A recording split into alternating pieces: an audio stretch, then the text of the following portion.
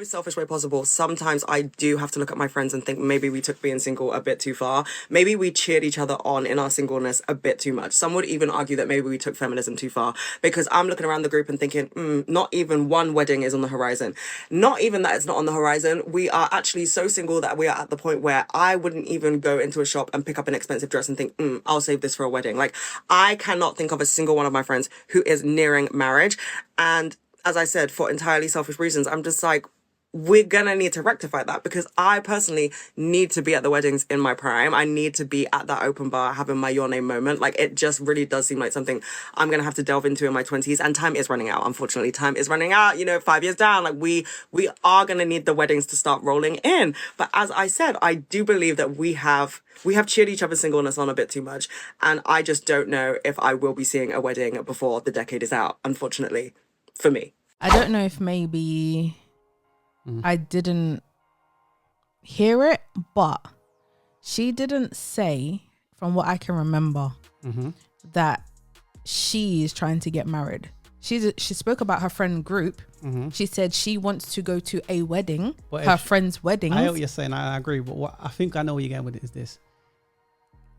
You see sometimes with chicks, they don't want to admit, I want somebody. She got to make it seem like my friend. Yeah. I'm asking for a friend. So I think that's kind of the take. But that's what I saw. What I get from it is this, right? As they say, we now know you got a lot of women crying in cars. We know the stats and the data is in. Before 40, 50 years ago, where the second wave feminism came in to fruition and they sold women a dream. Now we're seeing young women today saying, I don't see a wedding on the horizon for me nor my friends. No, she don't. That's part of the agreement. Can I say I don't owe you no provisions. I don't owe you no security then, right? Are you talking about that wife who don't work? It ain't got to do nothing with work. Yes, it does. Even though it doesn't. It has I'm nothing tired. to do with work. Let me tell you something. Especially if kids is involved. That's the misconception. Hold on. Hold on, one at a time. I don't care if she's working or not. That's hers. She don't gotta. See, that's the thing. When y'all get married, y'all take vows, right? Yeah. You know what I'm saying? And that is also part of it. What I'm trying to tell you is, look. It don't say that's not like vows to love her and do this. It don't say that. Listen. How many wives on this couch? Gotcha. Gotcha.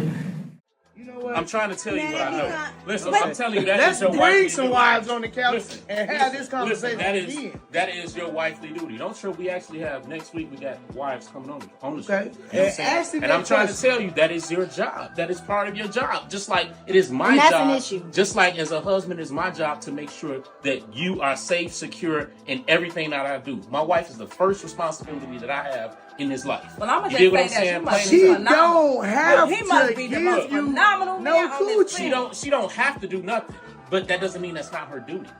I You get think what I'm saying? that's Just an like issue. it's my duty to make sure that my family is my first and only goddamn thing that matters to me on this. That's two different. They say by the year 2030, 50. over 45% of women will be single and childless. Yep. Basically, things are gonna be peak, right? Society is not built for women or one person. Men get it, right? And I'm not saying men are not going to struggle, but not as much as women. When a society is of women and they're single and childless, things is peak.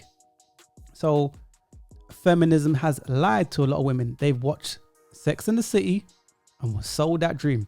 The creators and the writers of that show came out and said, yo, we made it all up. Times we don't talk about how women date their sons. And single mothers oftentimes do everything but their sons. And that's the reason why I say, a single mother is a boy factory. And the reason why I say that is because it's not that a boy can't be birthed from a two-parent home, although it is, it's an abnormality, it's an anomaly of sorts that you would encounter a significant amount of subpar men that have been raised in structive two-parent homes. But single women become so emotionally dependent upon their children, specifically their sons, that they will convince themselves that they don't need a man until they encounter encounter the space from being alone to genuinely being lonely. And now we're having to deal with the imbalance that was set in the household because this boy is not your son. He is your man.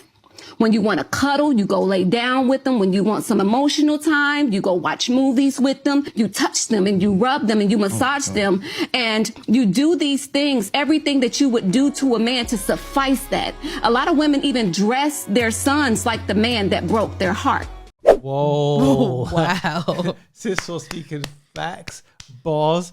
That's called motherfucking bars, nigga. I like her. Yeah. I like this one. I like this one. She hit on so many things. Dig real bit. If you are at a gas station and you're not paying for gas, leave me alone. And then you're trying to ask me what's my name. I don't have one. Leave me alone. So a guy should lead with, "Hey, I'm trying to pay your gas." If you're trying to talk to me, because if you're not, you're wasting my time. How much, like full tank or like half tank? $10 or over. You basically just paid for 3 minutes of my time. Make it count. Hey, you know what that sound like, right? Yeah. No, I'm just saying, like, you're already inconveniencing me. Like, you might. It's real close now. No, because they already inconveniencing me. Yeah. Like, I hate getting out the car. I hate pumping my. And now you want to stop me in my tracks. Like, what do you want? So then you want them to pay for your time. Pretty much. I mean, you go to work, you don't work for free. That's right. I'll say this, right? I'll say this. Mm-hmm. If it swims like a duck, if it quacks like a duck, it's a duck. Because she knew, she started laughing when those dudes said, you know what this sound like, right? And we all know what it sounds like. So if I... Just to clear the mess up, what does it sound like? It sounds like prostitution. It sounds like you're an escort. It sounds like you're selling your body. It sounds like you're on lease with the option to buy.